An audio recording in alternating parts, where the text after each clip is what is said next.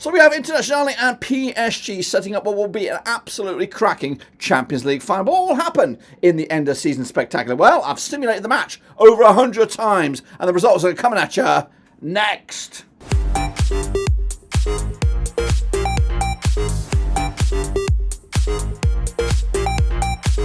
That's right, folks, back once again with another video. Today we'll take a look at the Champions League. That's right, we've simulated it over 100 times with the big boys, Inter, PSG. Who's going to come out on top? Well, I'll tell you in a second. Of course, if you know where you've been, smash your subscribe and one-stop shop for Champions League, Bubba Rovers, simulations. We've got it all here under one roof. That's right, looking forward to this one because it's the end of the season campaign. It's the curtain dropper. It's the one that's going to wrap it all up and to see who's going to become kings of Europe. Will the supercomputer be spot on the nose? Or will it be a little bit off? Well, we'll have a look in a second. Of course, big shout out to the members, big shout out to the patrons. You know who you are. So let's get into it then, shall we? And take a look at my results, which should be coming on the screen any second now. So what we do here is, of course, a bit of a disclosure before we get into it. I want to let you know that we did use Football Manager 2024 for these simulations. Why did you do that? Well, Football Manager 2025 does not exist. So Football FM24 is the most recent release of the software. And I did update it with a patch, as well as squad updates and stuff like that. So these should have very much close to the mark squads for both Inter and PSG. So with that said and do, I want to let you know that we also simulated in excess of 100 times, like 106 or 109. I don't even know. We'll showcase you the numbers in a second. But what we're going to do now, though, first and foremost, showcase you one of the bigger results for either side here, and of course one of the games of the round or games of the simulation. So here we go. Again, the results were at the start of the show here, but these are of course in graphical format. Starting with Inter's biggest win, they had picked up a 4-0 win over PSG. PSG though, they actually flexed their muscles and got themselves a 5-0 win. So those were the biggest scorelines for either of two clubs heading into this Champions League final. But what the biggest game and the most goals we saw was a 11-goal thriller. PSG coming out top 8-3 in the end. Wow, wow, wee, wow. What does that mean? Well, it doesn't mean absolutely nothing, because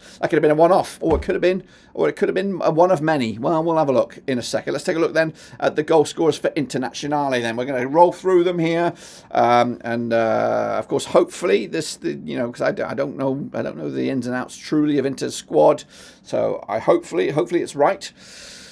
It is what it is. But anyway, so starting with, of course, the gun coming at you in a bit of a random order. Brandenbush, I don't even know who that is. But anyway, he got himself a goal within the simulations. There was 2 own goals, courtesy of PSG players. Acerbi that got himself 3. Zielinski got the 1. Bastoni got 3 goals as well. DeMarco also chipping with a couple. Mkhitaryan got himself 7 goals. Fratesi got 5. Pavard also got 5. With Hakan Şakaloglu, he got himself 3. Darmian chipped in there with 5 goals. Correa with 21 goals. Barella with 4. And Martinez chipping in with 33. In total, over the course of the 100-plus simulations, Inter scored 95 goals. What about PSG then, shall we? Well, they are loaded with talent, don't they? Up and down the books here. So let's take a look. I think they got the same amount of goal scorers, but did they get the same amount of goals? Well, Mendes chipping in with just the 1 goal. There's only 1 own goal, courtesy of a Inter player. Hakimi got himself 5. Lee Kangin, or was that his name? Got himself 6. Neves got 5. Vitinha got 8. Marquinhos got 9 while we were. Kempembe, he got 10. Dembele with 24. He's he's one of the best so far. Kvaratskhelia, he's got himself 33 goals. Hernandez chipping in there with 8. Barcola with 44. Fabian 23. Zaha with 20. And Ramos with 16 goals. In total, they scored 213 goals.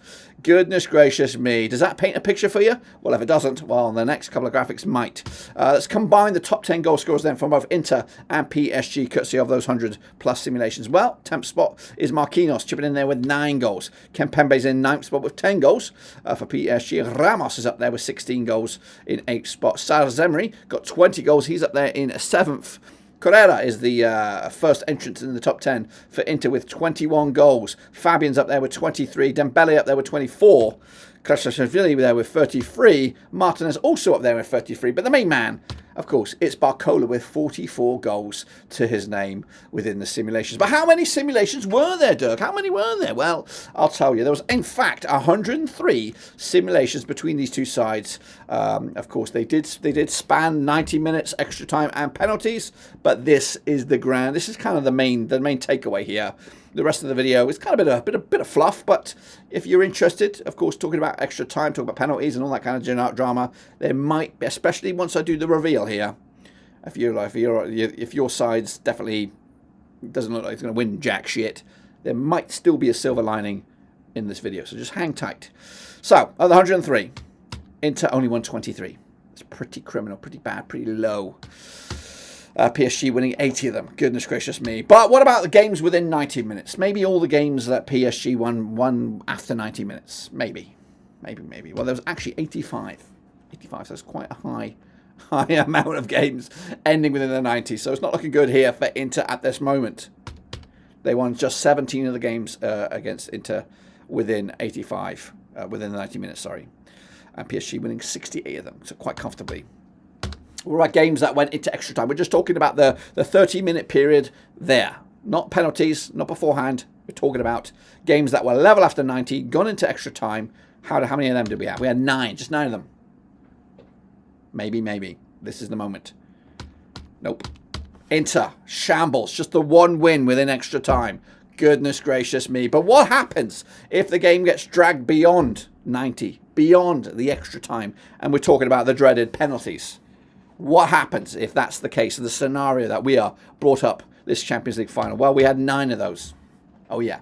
9. And, oh, yes. Inter, finally. This is their moment to shine. Dragging it in the distance all the way past the 90, past the extra time, into penalties. They have the edge. They have the difference maker right there, right now. So that's what the supercomputer thinks. They think they have better penalty takers than PSG. That's what they're telling me right here, right now. So if you combine those together, 18 of those were dragged past the 90. Again, it's not great for Inter. 6 of those for Inter, 12 for PSG. So pretty grim stats lie ahead for Inter. But if it does get dragged into extra time and penalties, if you've got a little quid lying around under your suitcase, under your sofa, slap it on Inter, because they look like, according to the supercomputer, the team to stop in penalties. Anyway, quick run through the goals here. 98 goals scored by Inter, 213 by PSG. Works out about 0.9 goals for Inter. So in theory, it could be a 2-0 win or maybe a 2-1 win for PSG within the game. That's coming at you in the Champions League final. Again, this is not my prediction. It's not my prediction. Forget about it. I've been impressed by Inter. Their disposal of Barcelona was fantastic. The way they came back so many times. PSG were good, business-like against Arsenal.